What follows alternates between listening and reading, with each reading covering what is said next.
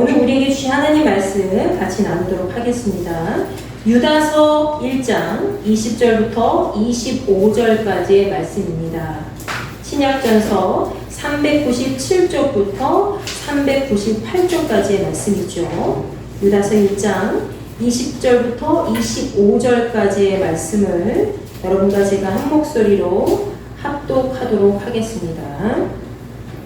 사랑하는 자들아, 너희는 너희의 지극히 거룩한 믿음 위에 자신을 세우며 성령으로 기도하며 하나님의 사랑 안에서 자신을 지키며 영생에 이르도록 우리 주 예수 그리스도의 긍휼을 기다리라. 어떤 의심하는 자들을 긍휼히 여기라. 또 어떤 자를 불에서 끌어내어 구원하라. 또 어떤 자를 그 육체로 더럽힌 옷까지도 미워하되 두려움으로 긍휼히 여기라. 능히 너희를 보호하사 거침이 없게 하시고 너희로 그 영광 앞에 흠이 없이 기쁨으로 서게 하시리. 곧 우리 구주 홀로 하나이신 하나님께 우리 주 예수 그리스도로 말미암아 영광과 위엄과 권력과 권세가 영원 전부터 이제와 영원토록 있을지어다. 아멘. 자, 우리 지난주일까지 구약전서 호세아 말씀을 다 함께 살펴보았습니다. 오늘은 신약전서 유다서를 전체적으로 살펴보고자 합니다. 유다서는 여러분이 아시다시피 한 장밖에 되어 있지 않아요. 그래서 말씀도 짧아서 여러분이 그냥 쉽게 읽을 수도 있지만 내용 부분에 있어서는 되게 조금 어려운 부분도 있구나, 좀 권면하는 부분, 교훈적인 부분도 있구나 라고 생각하실 수 있어요.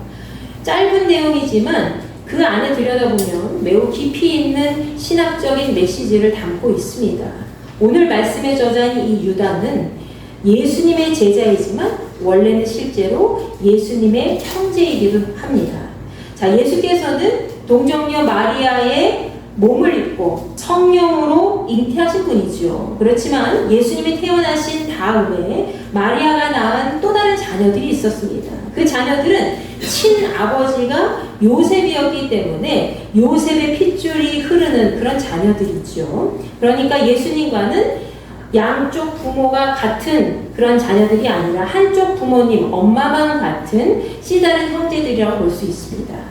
자, 마태복음 13장 말씀에 보면 예수께서 자기 고향에서 배척을 당하시고 많은 사람들이 예수님을 외면한 내용이 기록되어 있습니다.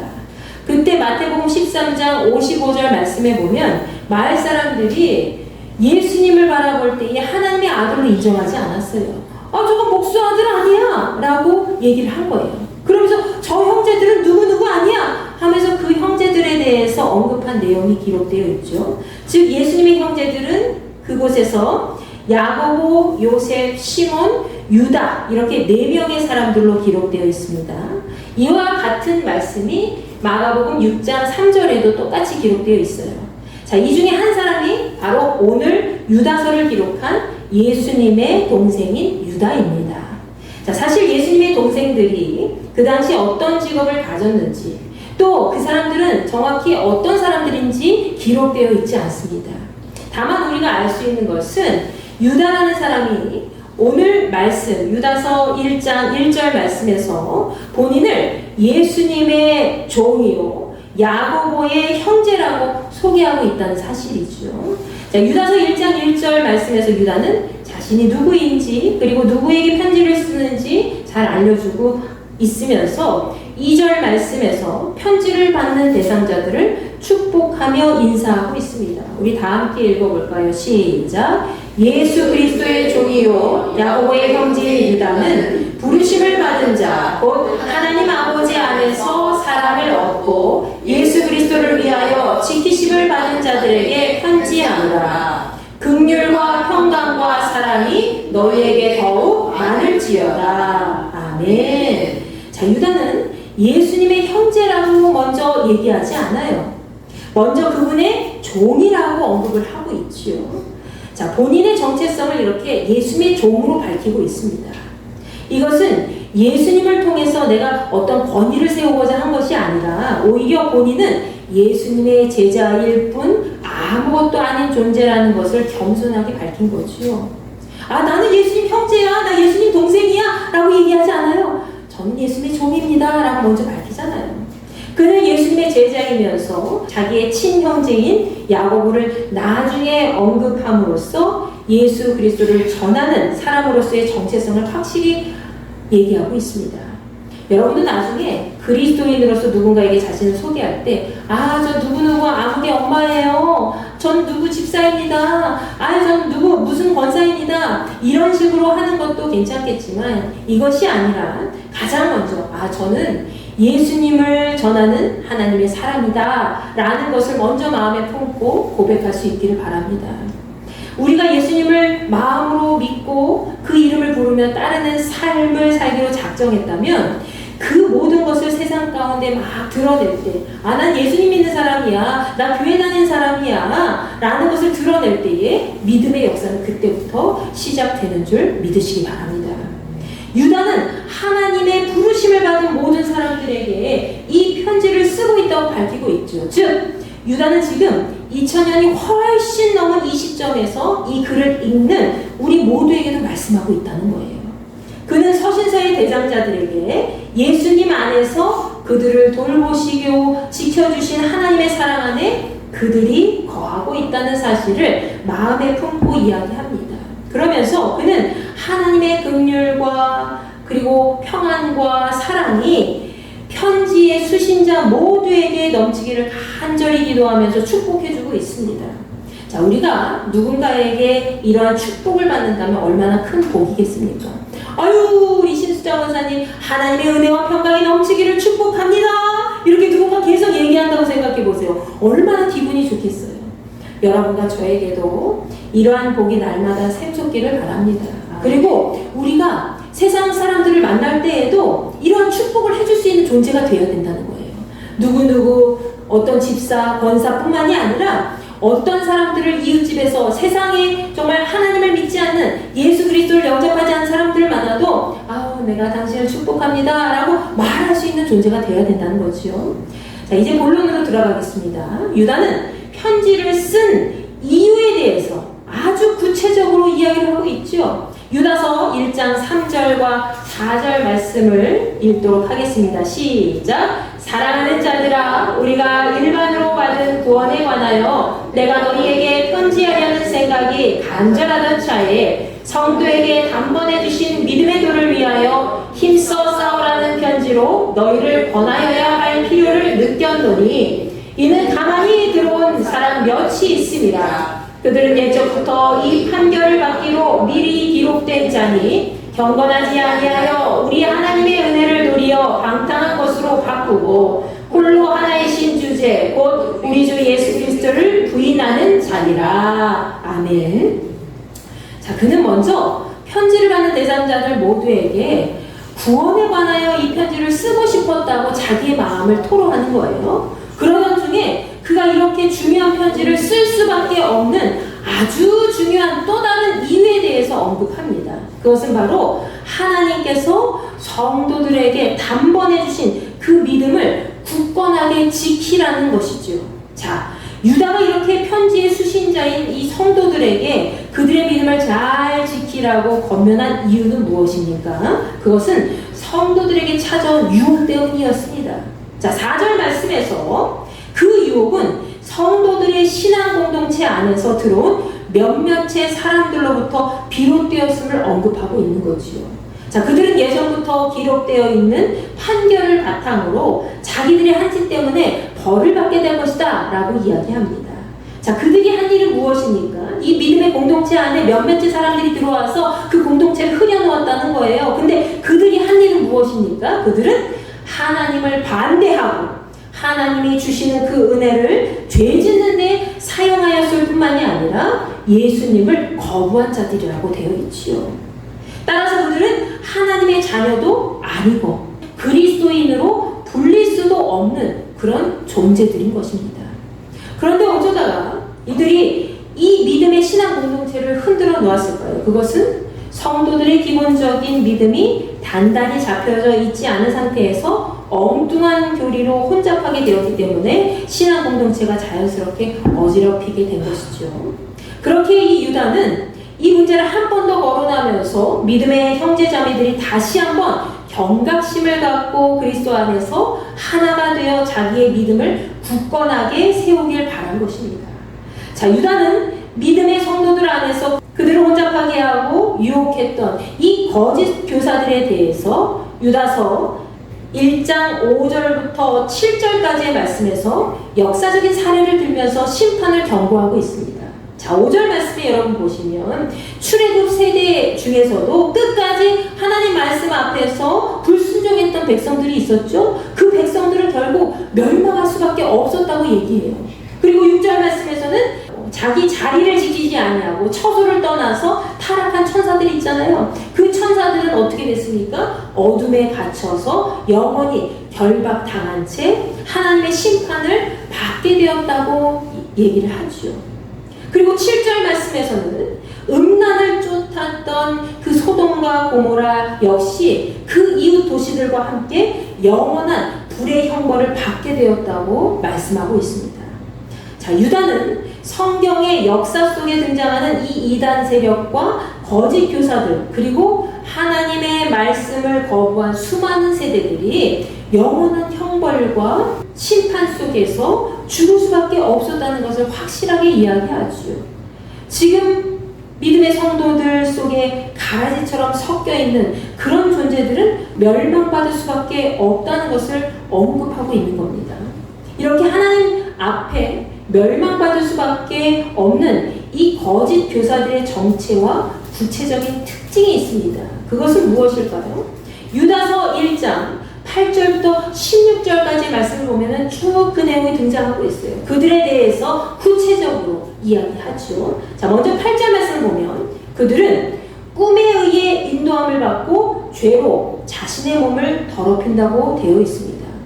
이 사람들은 꿈꾸는 사람들이라 되어 있죠. 어휴, 저 꿈꾸는 요셉아, 이런 게 아니에요. 꿈으로 판단을 한다는 거예요. 자기의 마음에 따라서 꿈으로 판단하고 육체 가운데 죄를 지으면서 하나님의 권위를 무시하고 영광스러운 존재에 대해서 함부로 비방하고 조롱한다는 것입니다. 그리고 12절과 13절 말씀에 보면 그들이 얼마나 위선과 허무함으로 가득 찬 존재인지 잘 알 수 있습니다. 우리 한번 읽어볼까요? 시작! 그들은 기탄 없이 너희와 함께 먹으니 너희의 애찬의 암초요 자기 몸만 기르는 목자요 바람에 불려가는 물 없는 구름이요 죽고 또 죽어 뿌리까지 뽑힌 열매하는 가을 나무요 자기 수치의 거품을 뿜는 바다의 거친 물결이요 영원히 예비된 캄캄한 흑암으로 돌아갈 유리하는 별들이라. 아멘. 자, 그들은 아무런 거리낌 없이 믿음의 성도들과 함께 애찬을 나눈다는 거예요. 아무런 거리낌 없이.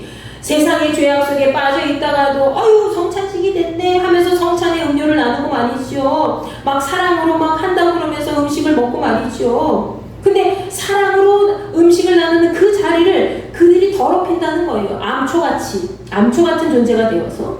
그리고 양을 위해서 목숨을 버리는 그런 참 목자가 아니라 그들은 자기 자신만 생각하는 거짓된 목자라고 되어 있어요. 그리고 비는 막 내리지도 않는데 바람에 이리저리 흔들려서 밀려 떠다니는 그런 구름과 같이 허무한 존재이고 또 계속 죽어가서 뿌리까지 뽑힌 열매 없는 가을 나무라고 표현하고 있습니다. 또 그들은 자기들의 부끄러움을 거품처럼 뿜어내며 정말 바다에 거친 물결이면서 영원히 어둠 속을 헤매게 되는 그런 별과 같은 존재라고 기록되어 있습니다. 여러분, 이 삶을 보면은 얼마나 부끄러운 자태인지 알 수 있겠죠. 그들은 진정한 그리스도인이 아니라 겉으로만 포장을 한 가짜 신앙인에 불과하다는 거예요. 사람들의 마음을 괜히 어지럽게 만드는 악한 존재들이라는 거죠.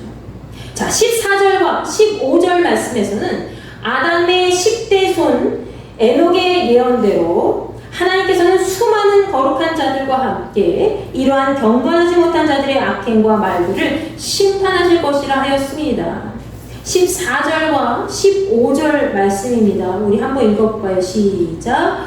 아담의 7대 손 에녹이 이 사람들에 대하여도 예언하여 이르되 보라, 주께서 그 수많은 거룩한 자와 함께 임하셨나니 이는 무 사람을 심판하사 모든 경건하지 않은 자가 경건하지 않게 행한 모든 경건하지 않은 일과 또 경건하지 않은 죄인들이 주를 거슬러 한 모든 완악한 말로 말미암아 그들을 정죄하려 하심이라 하였느니라. 아멘. 자, 그들은 하나님과 거룩한 믿음의 공동체 앞에서 악의 축에 해당되는 자들이라는 거예요. 악의 축. 이러한 그들의 모습은 16절 말씀에 더욱 명확하게 드러납니다. 자, 이 사람들은 원망하는 자며 불만을 토하는 자며 그 정욕대로 행하는 자라.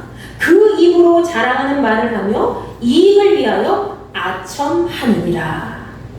그들은 불평하면서 원망하면서 자기들이 막 하고 싶은 대로 악행을 일삼고 스스로 자기 자랑을 하기에 여념이 없는 그런 존재들이라고 하였습니다. 그런데 만약 자기 이익을 위해서는 물불을 가리지 않고 다른 사람들에게 아첨까지 스스럼 없이 하는 사람들이라는 거예요. 여러분, 우리가 사회생활 하다 보면은 이런 사람들 꽤 많이 있지 않습니까? 야, 자기의 이익을 위해서는 막 아첨까지 일삼으면서 자기 이익이 아니면은 그냥 뒤돌아서서 팽 하고 가고 말이죠. 그리고 막 자기 자랑을 일삼고 말이죠. 여러분, 성경에서는 자기 자랑도 좋지 않고 자기 이익만 챙기는 것도 악한 것이라고 하였습니다. 그런데 재미있는 사실은 교회를 다니는 사람들 중에도 이런 사람들이 꽤 많이 있다는 거예요. 성경에서도 이런 사람들은 조심해야 할 필요성이 있다는 것을 경고하고 있지요.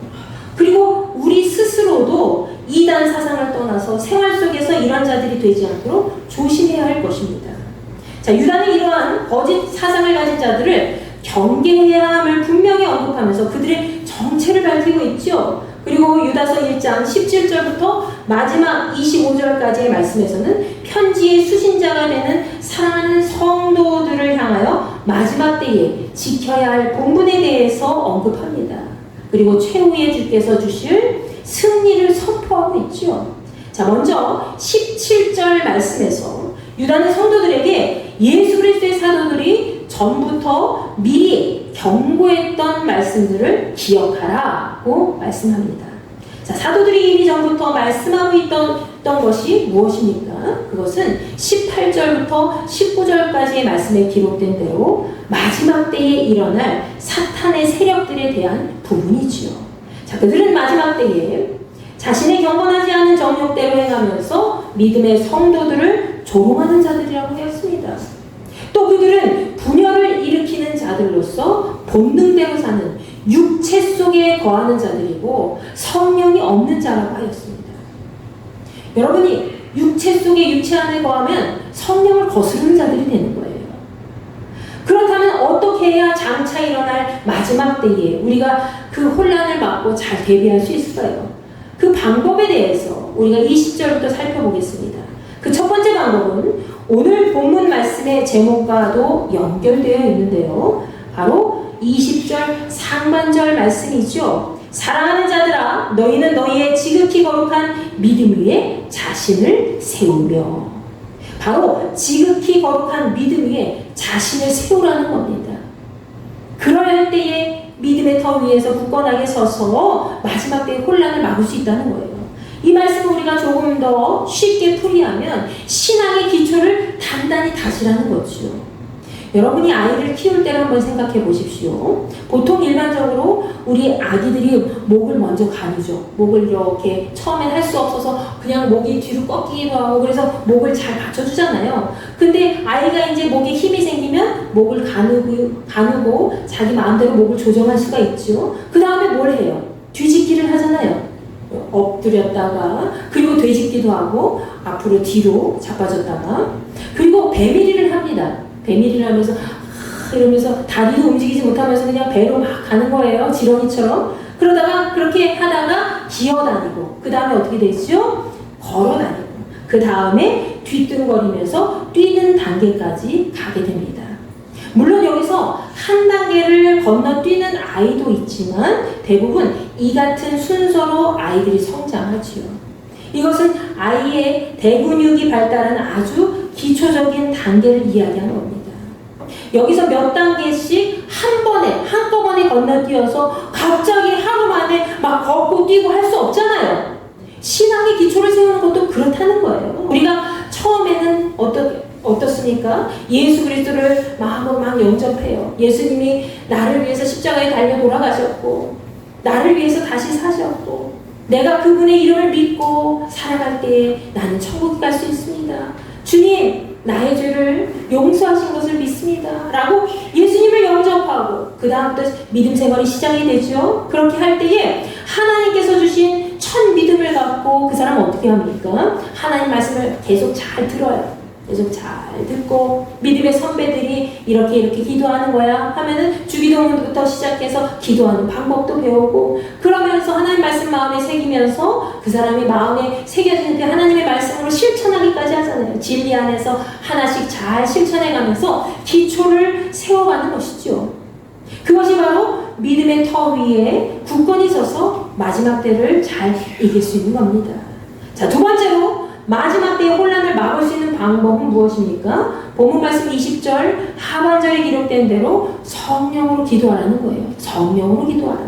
자, 이 말씀은 여러분이 어떤 상황에 놓여 있어도 설사 내가 해결할 능력이 내 안에 있어도 인간적인 어떤 방법을 먼저 강구하는 것이 아니라 인간의 힘으로 나아가는 것이 아니라 성령님의 인도하심으로 구하라는 거죠. 내가 어떤 상황에 놓여 있어도 하나님, 나는 이렇게 이 일을 하고 싶은데 하나님 뜻은 어디 있습니까? 성령께서 인도해 주시옵소서. 성령의 인도하심으로 내가 따라가겠습니다 하고 먼저 간구하는 거예요. 우리는 언제나 우리 스스로의 힘으로 나아가고자 할 때가 많이 있습니다. 그러나 하나님께서는 우리가 무슨 일이든지 우리 스스로 할 수 있는 것들이라 하더라도 일일이 하나님의 뜻을 아주 작은 것부터 구하고 하나님 말씀대로 행하길 간절히 원하신다는 사실을 여러분 기억하시기 바랍니다. 예수께서 부활하시고 승천하실 때에 예수님이 보혜사 성령님을 제자들에게 보내주셨죠. 이 보혜사 성령이 제자들과 함께 하실 것이라고 하였습니다. 이 보혜사 성령님은 언제나 우리의 삶을 돌봐주시고 위로해주시고 치료해주시고 그뿐만 아니죠. 우리가 기도할 수 없는 부분까지도 탄식하면서 하나님 앞에 아뢰시는 분이 바로 보혜사 서서 성령님이시잖아요. 로마서 말씀해보면 그렇게 우리를 인도하시는 분인데 그분 안에서 우리가 기도할 때 우리의 기도까지도 아주 작은 부분까지도 그분이 바로 하나님 앞에 다 알려드리는 거예요.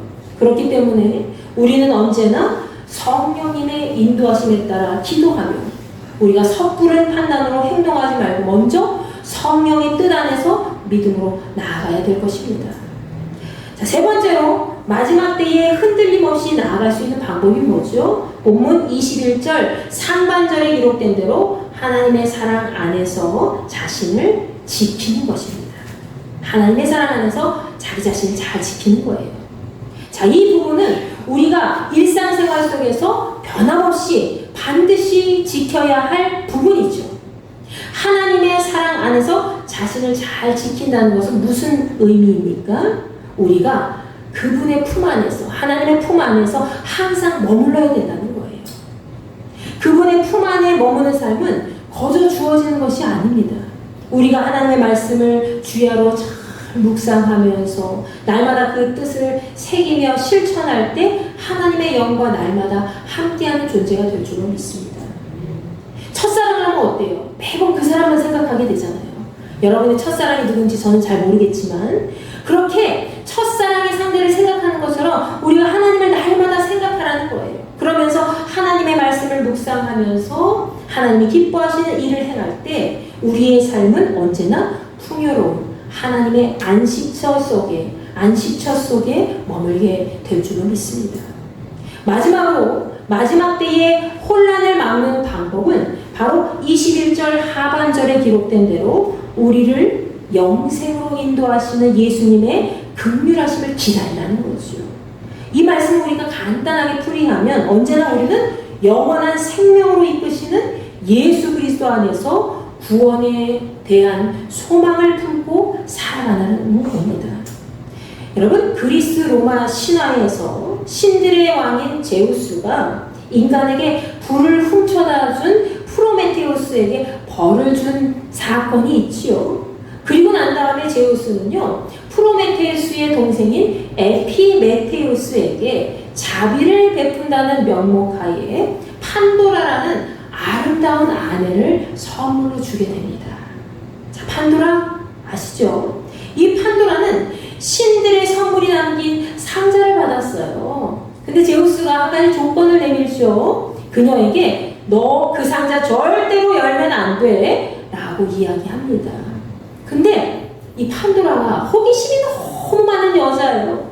궁금해 미치겠는 거예요. 못 견딜 정도로 너무 궁금해서 열어보고 싶다 그런 거죠. 그래서 어떻게 됐어요?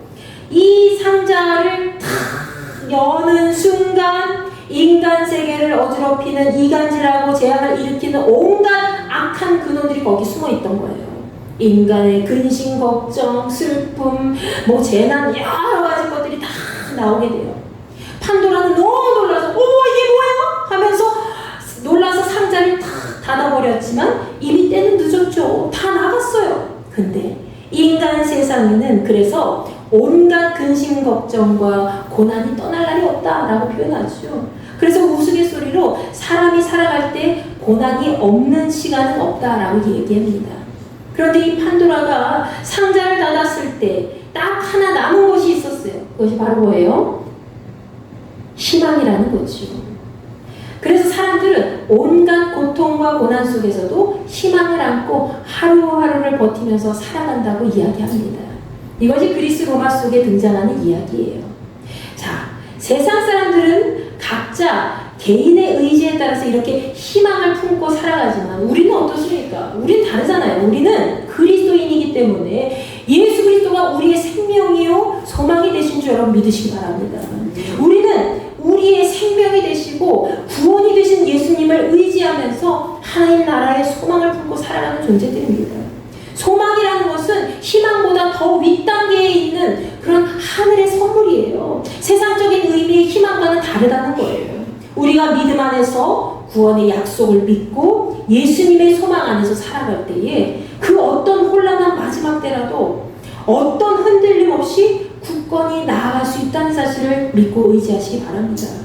자, 유다는 이렇게 우리가 마지막 때를 살아갈 때 가장 거룩한 믿음 위에 신앙의 기초를 잘 다지고 또 성령 안에서 항상 기도하면서 하나님의 사랑 안에서 거하며 자신을 잘 지켜나가고 우리를 영생으로 인도하는 예수님 안에서 구원의 소망을 품고 나아간다면 이 마지막 혼란의 시기를 우리가 잘 이겨낼 수 있다라고 얘기하고 있는 거죠.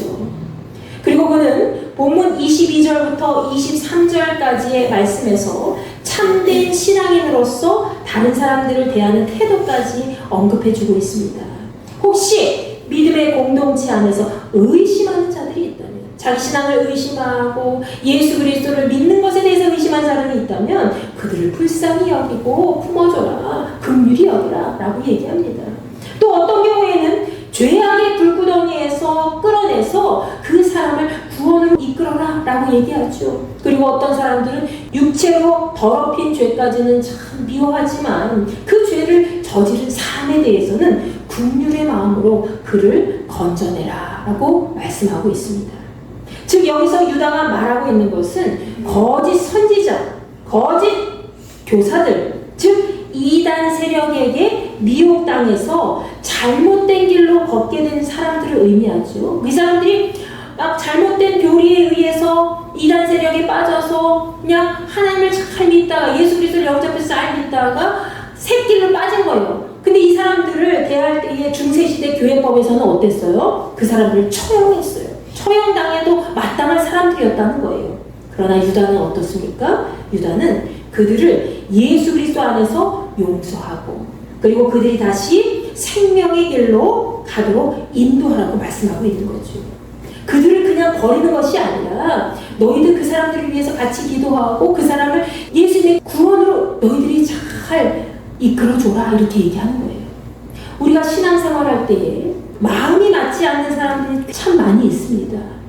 여러분들은 서로 마음이 잘 맞고 계시죠? 그래서 여러분이 이렇게 신앙생활 잘하고 있는 거죠. 더구나 세상의 죄로 무너져서 공동체를 어지럽히는 자들을 우리가 종종 보게 되는데요. 교회 안에서 이런 사람들을 보면 우리는 어떻게 해야 됩니까? 마땅히 배척해야 되는 것이 맞아요. 그죠?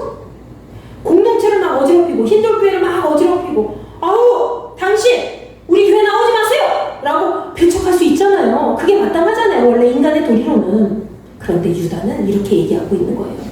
그런 자들을 무조건 배척만 하고 등한시하는 것이 아니라 오히려 그들을 긍휼히 여기고 예수 그리스도 안에서 그들이 다시 생명의 길로 돌아오도록 인도하라는 것이죠. 아멘. 그것이 한 영혼을 살리는 하나님 아버지의 마음이기 때문입니다.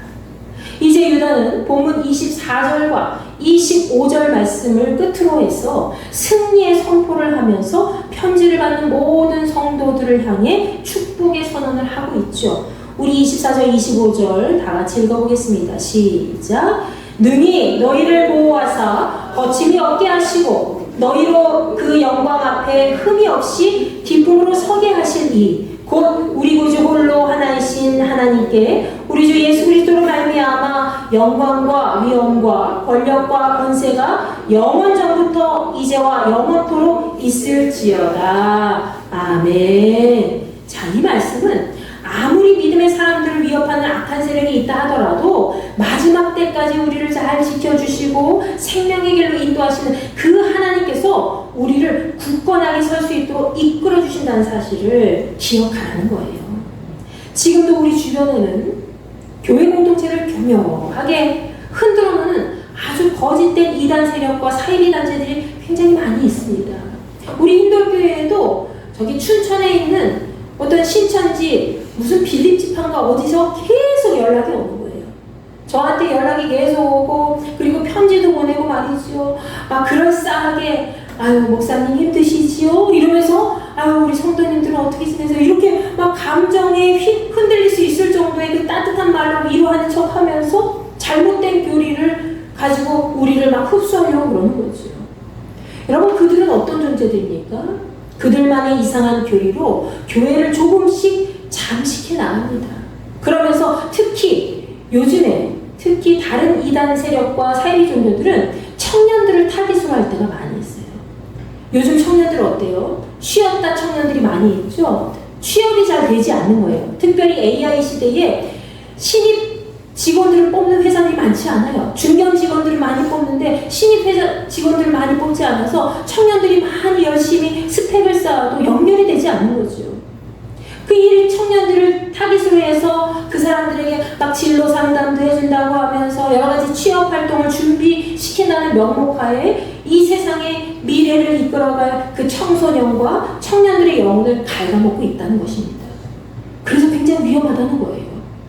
우리는 지금 이 자리에서 조용히 예배드리고 있어서 잘 모를 때도 많이 있지만 실제로 기독교 이단 연구소가 밝힌 이단 세력의 확장성을 보면 참 혀를 내두를 정도로 그 수치가 어마어마하게 성장하고 있다는 것을 우리가 확인할 수 있습니다. 안타깝지만 그것이 뼈아픈 현실이라는 거죠. 이 같은 상황 속에서 우리가 해야 될 일은 무엇입니까? 바로 오늘 말씀과 같은 거예요.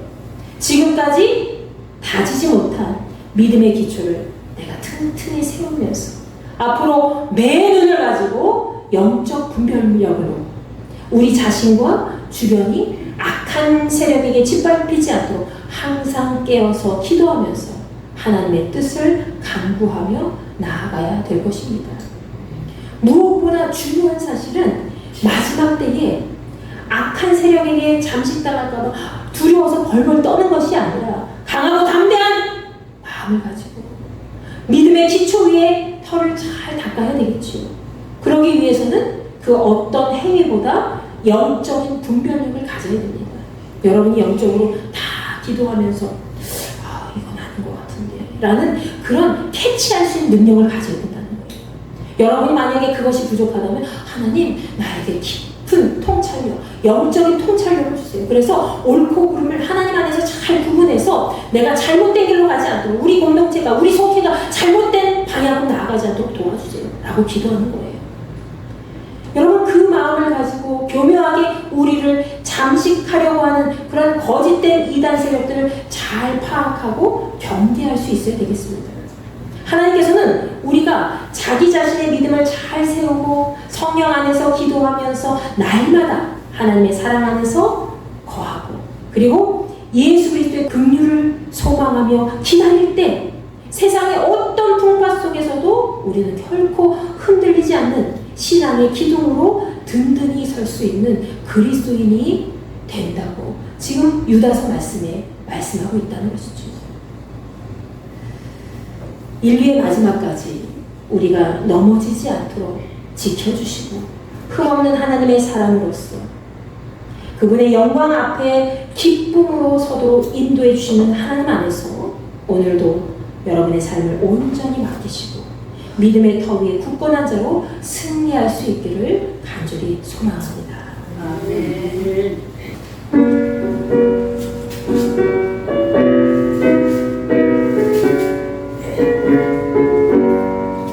나의 영원하신 기억 생명보다 귀하다. 나의 갈 길 다가도록 나와 동행하소서. 주께로 가까이 주께로 오니 나의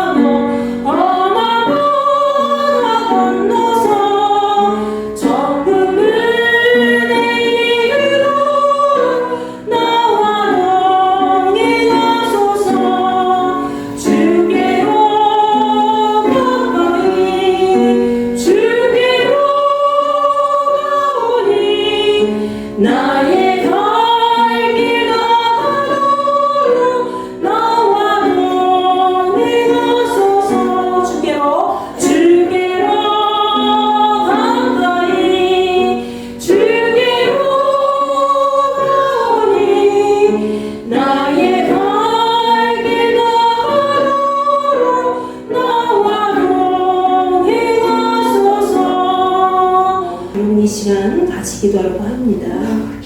혼란한 이 혼탁한 세상에서 우리가 믿음의 터 위에 굳게 세움받는 자로 하나님 앞에 잘 서로 나갈 수 있도록 하나님의 사랑 안에 자기 자신을 잘 지키고 성령으로 기도하며 예수 그리스도의 긍휼하심을 바라는 그 소망 안에 살아갈 수 있도록 여러분이 함께 기도하시고 하나님께서 말씀하신 그 모든 것을 잘 지켜내갈 수 있는 그리스도인으로 승리할 수 있도록 여러분이 오늘 이 시간 주여 한번 외치고 기도합니다. 주여 아버지 하나님 감사합니다. 저희들 생명의 말씀을 부여잡고 오늘 기도합니다. 저희들이 이 혼탁한 이제 영적으로 어두운 이 세대 속에서 우리가 무엇을 붙잡고 나가야 됩니까? 오직 하나님의 말씀을 붙잡고 주님 그 말씀의 터 위에 굳은 믿음을 가지고 살아가야 될 줄로 믿습니다. 우리의 믿음을 굳건하게 세워주시고 하나님의 역사하심 속에서 절대로 흔들리지 않는 믿음의 세대들로 나아갈 수 있도록 인도하여 주시옵소서. 우리가 이 세상 가운데 살아갈 때에 정말 육신의 나약함으로 인해서 죄 가운데 빠질 때가 많이 있는데 아버지 하나님 이제 오늘 유다서의 말씀에서처럼 우리와 같이 이렇게 죄 가운데 빠져서 허전거리는 그 사람들 이단 세력의 미혹 당해서 어려움을 당하고 있는 사람들까지도 저희들 그들을 하나님의 놀라운 풍성한 은혜 가운데 그들을 다시 불러 세워서 믿음 안에 서로 나갈 수 있도록 예수 그리스도 다시 마음으로 영접하여 의리에 이르는 삶을 살아갈 수 있도록 인도하는 거룩한 믿음의 공동체로 우리 인돌교회를 세워 주시옵소서. 우리가 이 세상 살아갈 때에 정말 흠없는 믿음의 자녀로 굳건하게 세움을 받기를 원합니다. 우리는 아무것도 할 수가 없습니다. 오직 주께서 우리의 삶을 충만해 주셔야 될 줄로 믿사오니 우리의 삶의 모든 역사 속에서 하나님의 손길이 떠나지 않게 하시고 언제나 하나님의 뜻을 세우기에 부족함이 없는 인생으로 채워 주시옵소서. 저희들의 심령의 연약한 부분을 주께서 말씀으로 채워주시고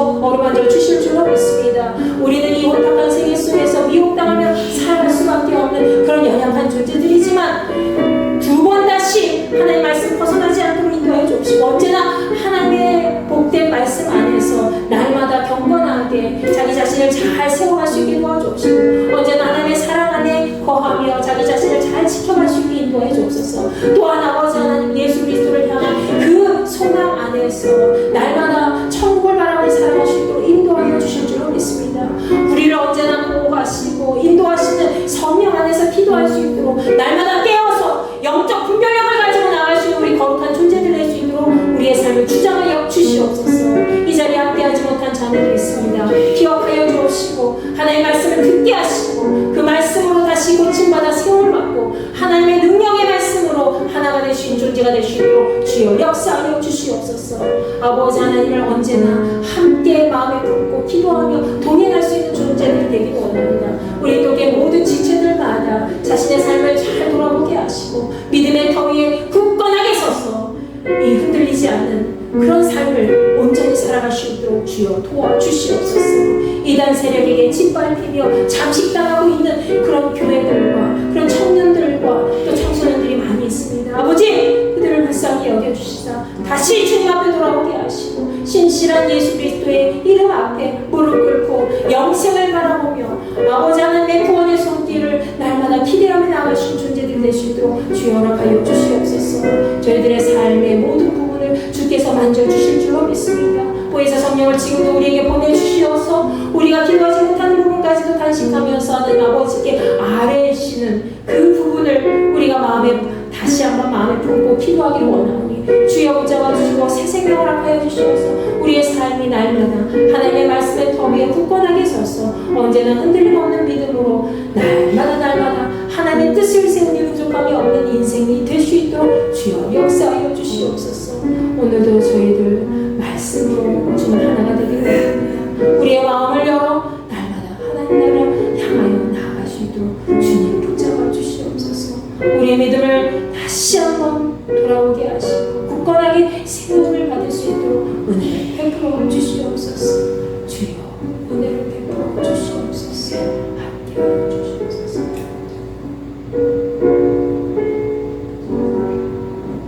이제는 우리 주 예수 그리스도의 은혜와 하나님의 무한하신 사랑과 성령님의 감화 감동 역사 내주 교통 위로하시니 하나님을 향한 믿음의 터 위에 굳건하게 세움을 받아서 언제나 이 혼탁한 세계 속에서 성령으로 깨어서 영적 분별력을 가지고 기도하게 하시고 하나님의 사랑 안에 자기 자신을 잘 지키며 나가며 예수 그리스도의 영생의 구원을 바라보며 소망을 품고 나아가고자 하는 우리 인도교회 모든 지체들과 그리스도인 모두에게 함께하여 주시기를 간절히 축원하옵나이다.